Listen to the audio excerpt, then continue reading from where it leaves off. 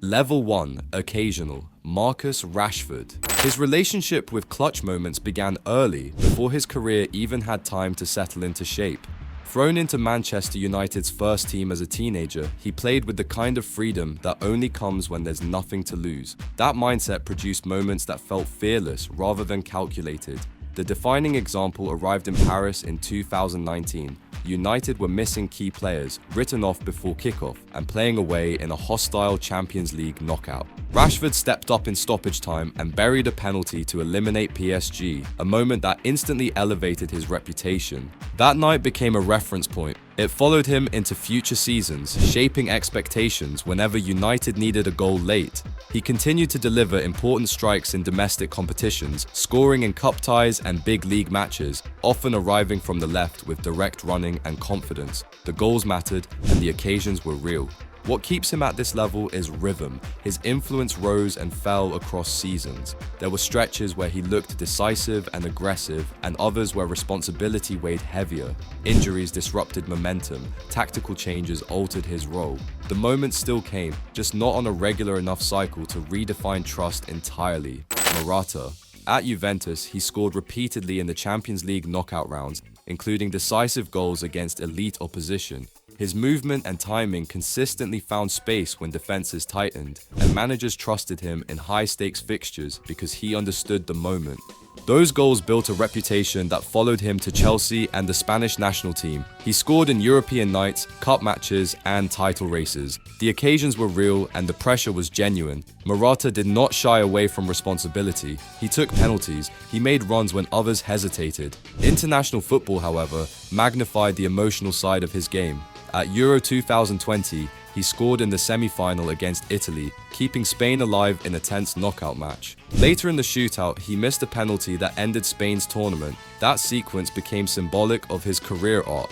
He delivered clutch moments across multiple clubs and competitions, but the belief around him never stabilized fully. Every big goal felt like a reset rather than a continuation. Level 2. Big game flashes. Mario Götze. By the time the 2014 World Cup reached its final, Götze was already known as a gifted technician. He had won league titles with Borussia Dortmund and Bayern Munich. He had played in Champions League finals. His career looked set on a steady elite path. Then the final against Argentina arrived, tight, tense, and drifting toward penalties. Introduced as a substitute in extra time, Götze entered a game defined by exhaustion and caution. Space was rare. Touches were rushed. When Andrés Iniesta drove forward late in extra time and lifted a cross into the box, Götze controlled the ball on his chest and finished with his left foot in one fluid motion. It was clean, composed, and decisive. Germany won the World Cup. The goal decided a final, crowned a tournament, and instantly became part of football history. That moment followed Götze everywhere. It elevated how his career was remembered, even as injuries and form issues later slowed his club trajectory. He continued to play professionally, contributing domestically and internationally, but no other moment carried the same weight. Eder. His place in this level exists almost outside logic, which is exactly why it fits. You see, Eder was not Portugal's star. He was not their creative hub. He was not the player defenders planned around. When the Euro 2016 final against France reached extra time, Portugal had already lost Cristiano Ronaldo to injury, and the match felt like it was slipping toward inevitability. Then Eder received the ball outside the box. With limited space and little build-up, he turned, created half a yard, and struck a low shot past Hugo Lloris. The goal stunned the stadium. Portugal led. Minutes later, they were European champions. That strike was Eder's defining act. It did not begin a run of dominance. It did not transform his club career into something different. His later years passed quietly across leagues and teams. None of that changed the weight of that moment. He scored one of the most important goals in international football history. That single action carried a nation, ended a tournament, and secured a title. Few players have ever done so much with one touch of the ball. Level 3. Reliable. Olivier Giroud. Across his career, he became the kind of forward managers turned to when games demanded control rather than chaos. His movement inside the box, his strength against defenders, and his awareness of space made him dependable when structure still held.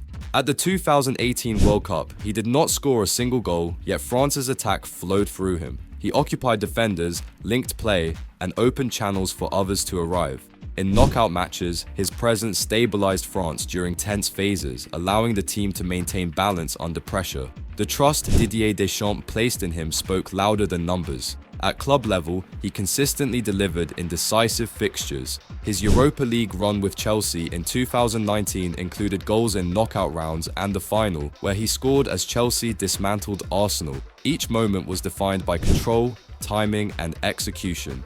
His clutch identity rested on reliability. When the game slowed, when crosses arrived late, when defenders grew tired, he remained exactly where he needed to be. The goals counted, the moments mattered, the panic never followed him. Griezmann. His relationship with pressure developed through repetition. He became a player trusted to carry emotional weight as much as tactical responsibility. In tournament football, that role becomes invaluable. During Euro 2016, he delivered when France needed him most, scoring twice in the semi-final against Germany and converting a penalty in the final. His goals arrived with calm, even as expectations mounted. At the 2018 World Cup, his influence expanded further. He scored in the final against Croatia from the penalty spot and contributed throughout the knockout stages with intelligence and discipline. His work rate, positioning, and decision-making allowed France to control moments that could have spiraled. Griezmann did not dominate matches through force. He connected phases, he slowed games when needed, and accelerated them when openings appeared. In high-pressure environments, that balance became his strength. At club level, particularly with Atletico Madrid, he delivered decisive goals in European knockout matches and title races. Diego Simeone trusted him implicitly during late-game scenarios. The responsibility never altered his composure. His clutch value lived in stability. When tension rose, his level stayed where it needed to be. Edin Dzeko. Well, this guy's clutch reputation was built across cities rather than seasons. He became a forward trusted to deliver when matches required presence, patience, and a single decisive action. His time at Manchester City introduced him to title races, where late goals and physical dominance mattered deeply. He scored crucial goals during City's early Premier League successes, contributing when margins were thin. At Roma, he elevated his reputation in Europe. The 2018 Champions League quarter-final against Barcelona stands as a defining example. Dzeko scored early in the second leg, setting the tone for one of the competition's most famous comebacks. His leadership, composure, and finishing anchored Roma throughout that campaign. Later, at Inter Milan, he continued delivering in high-stakes fixtures. He scored in domestic title races and Champions League matches, often providing the calm finish or hold-up play that allowed Inter to manage pressure. He did not rely on speed or spectacle. He relied on awareness. In tight games, defenders could not relax around him. Coaches trusted him late because his decisions rarely wavered. Level 4 knockout specialists, Didier Drogba. From the moment Chelsea began competing deep into cup competitions, Drogba's presence changed how games were played around him. Defenders prepared differently, crowds reacted earlier, matches felt heavier. Domestic finals built the pattern, FA Cup finals, League Cup finals. Drogba scored repeatedly on Wembley turf, turning showpiece matches into personal highlights. The moments stacked. By the time Chelsea reached the 2012 Champions League final, his reputation was already fully formed. That final against Bayern Munich unfolded entirely on Bayern's terms. Chelsea defended deep, absorbed pressure, and waited. When the equalizer came late in the match, it came from Drogba's head, powered in under suffocating tension. In the penalty shootout, with everything on the line, he stepped forward and finished calmly to win the trophy. That night did not feel surprising. It felt aligned with everything that came before it. He was the guy who dominated moments that eliminated opponents, Karim Benzema. His knockout authority crystallized during Real Madrid's 2022 Champions League run, a campaign built almost entirely on brink-of-elimination scenarios. Against Paris Saint-Germain, Madrid were trailing late in the tie when Benzema pressed Gianluigi Donnarumma, capitalized on the mistake, and scored. That single goal altered belief inside the stadium.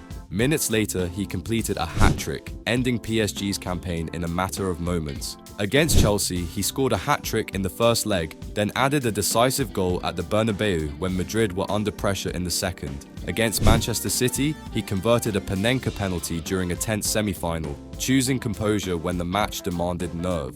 He literally operated with the understanding that knockout football rewards players who understand timing over urgency. Thomas Müller. His knockout impact functioned like an internal compass. He consistently arrived at the point where defensive order began to dissolve. For instance, during Germany's 2014 World Cup run, Müller scored crucial goals in both group and knockout phases, including his brace against Portugal and his presence throughout the tournament's decisive stages. His influence extended beyond goals, shaping how defenses collapsed inward.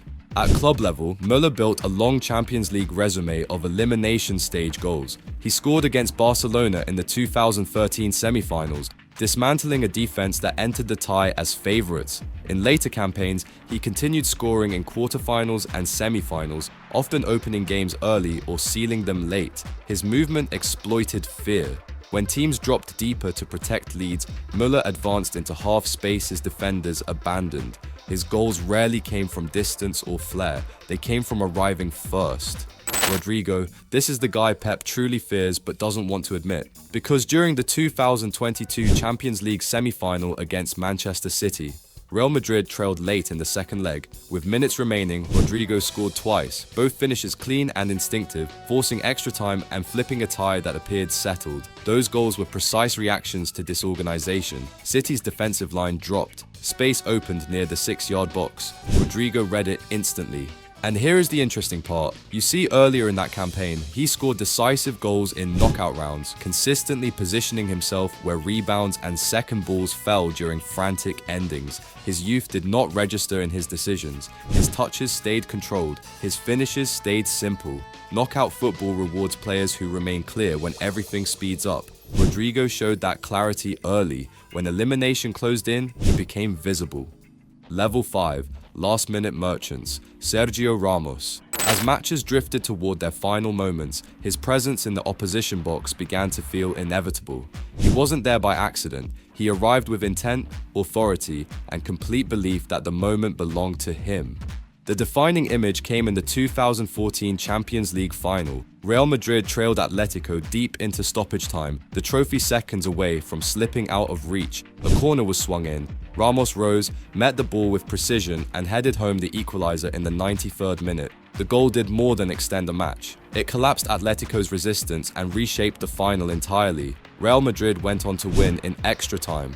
That moment wasn't isolated. He scored late goals in league title races, Champions League knockouts, and decisive domestic fixtures across multiple seasons. His timing, aggression, and willingness to push forward when structure broke down made him uniquely dangerous as matches unraveled. Ole Gunnar Solskjaer. At Manchester United, he became the definition of a player ready to strike when defenses relaxed just enough. Remember the 1999 Champions League final? Well, United trailed Bayern Munich as stoppage time began. Chaos filled the penalty area. Ole reacted faster than anyone else, guiding the ball into the net to complete one of football's most dramatic comebacks. The goal secured the Champions League and sealed a historic treble. That night reflected a pattern that repeated throughout his career. Ole regularly scored late winners and decisive goals from the bench, exploiting tired defenders and fractured defensive lines. His movement inside the box stayed sharp regardless of how little time he spent on the pitch, and no wonder managers trusted him as his focus never drifted. He studied moments rather than matches. When the clock ran down, Ole sharpened. His goals arrived suddenly, decisively, and often ended games before opponents could recover. Steven Gerrard. When Liverpool approached collapse, Gerrard often stepped forward instinctively, driven by responsibility rather than instruction. His goals in these moments felt like interventions. The 2005 Champions League final defined this trait. Liverpool trailed AC Milan by 3 goals at halftime. Early in the second half, Gerrard surged into the box and headed home, igniting belief inside the stadium.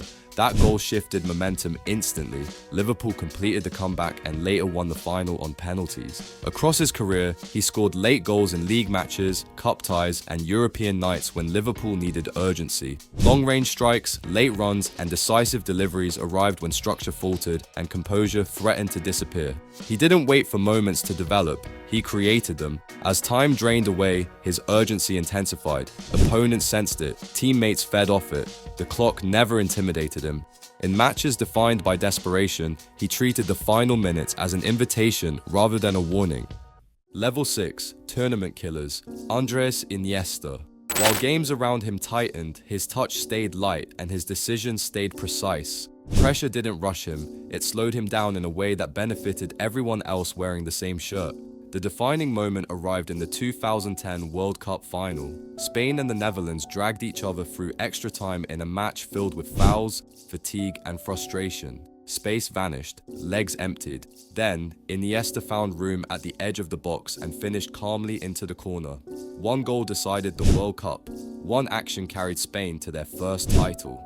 That moment fit a wider pattern. At Euro 2012, Iniesta dictated tempo throughout the tournament, earning Player of the Tournament honors as Spain dominated knockout rounds with control rather than chaos.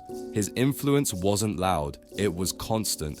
Opponents chased shadows while the game stayed exactly where he wanted it. He recognized the moments early. In tournaments where panic spreads quickly, he became a stabilizer and an executioner in the same motion. When he arrived near goal, endings followed, campaigns stopped, trophies followed.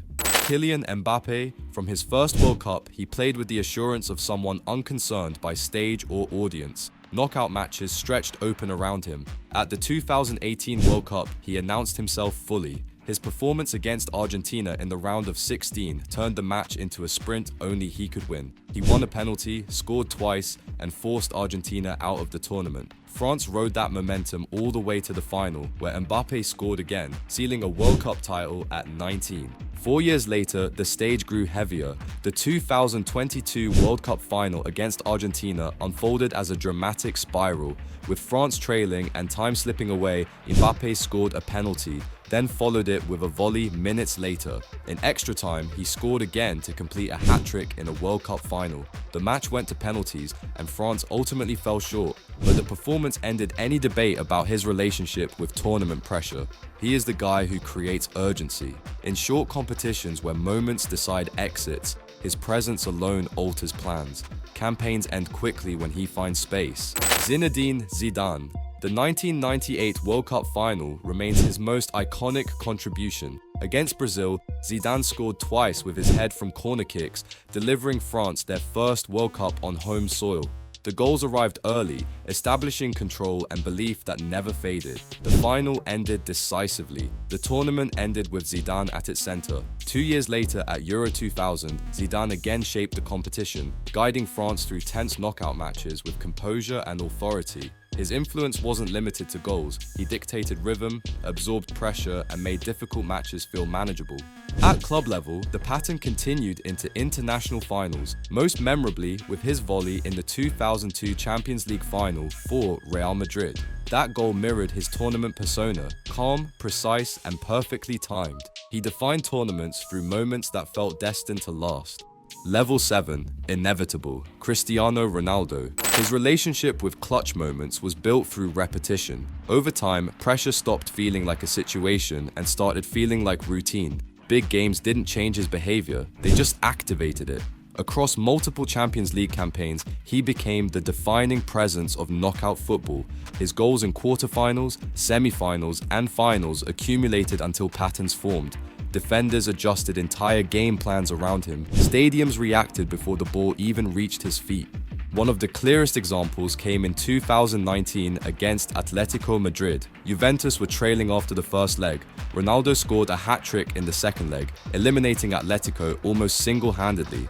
The goals didn't feel improvised. They followed familiar movements, familiar timing, familiar authority. Internationally, he delivered in decisive moments for Portugal.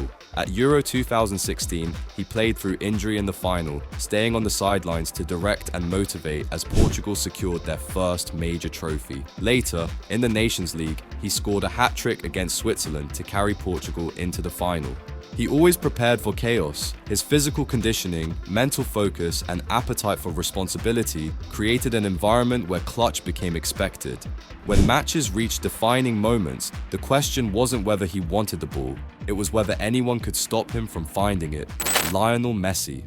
At club level, Messi decided finals, knockout ties, and title races through sustained influence. Champions League semi-finals, league deciders, and domestic cup finals regularly bent around his involvement. When he dropped deep, games slowed. When he accelerated, defenses fractured. International football provided his heaviest burden. For years, Messi carried Argentina through tournaments without lifting the ultimate prize. That changed at the 2021 Copa America. In the final against Brazil, Argentina held firm, and Messi's leadership guided the team through pressure-heavy phases. The trophy marked a shift. That shift reached its peak at the 2022 World Cup. Messi scored in the round of 16, quarter-final, semi-final, and final. Against France in the final, he scored twice and converted his penalty in the shootout. Every knockout round carried his imprint. His inevitability was persistent. The ball found him. The game listened. When tournaments reached their final chapters, his presence felt woven into the outcome. At this level, moments don't surprise anyone. They arrive exactly when expected. Quite a list, right?